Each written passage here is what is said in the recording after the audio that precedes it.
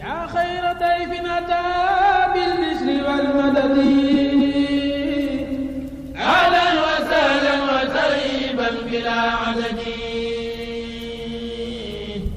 yaa xayra dayfin ataa bil bishri wal madadi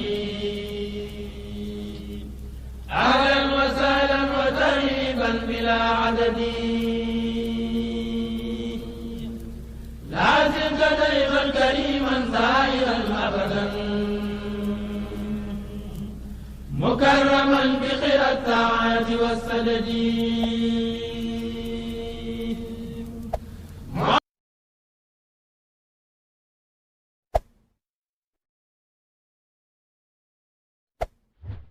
يا خير ضيف اتى بالبشر والمدد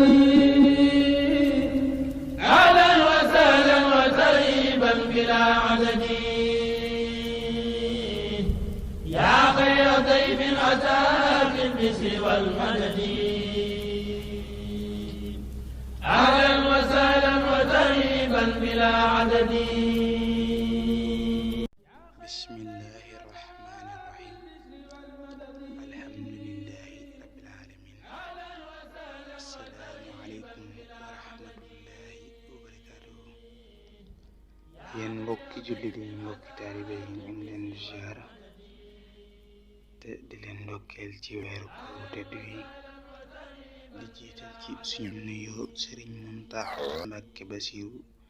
di ñaan yàlla yoggal ko fi mboolem lépp lu mu naal ci liggéeyub Seexul Xadim bi mu eggale ko ci jàmm ak salaam ñu ngi leen di masawu ci li nga xamante ni nii dalandoo na ci mboolem àddina wër na kàpp muy mbas mu bon mi ñu ngi ñaan suñu borom bi subhanahu wa taala mu tegg ko ñu gën a gaawee ñu ñëw tey nag ci seen émission Naafila bis bi émission bu am solo yaa xayra dayfin ataa bil bishri wal madadi kon dañuy ñëw ak yéen tey ci seen naafila guddi gi njëkk ci weeru koor guddi gi njëkk naafila gi mooy fukki rakka la fukki rakka bu ci nekk dangay jàng fatiha benn yoon nga jàng ñaari inna ansalnaahu fi laylatul qadri jàng ñaari xul yaa ayyuhal kaafiruun jàng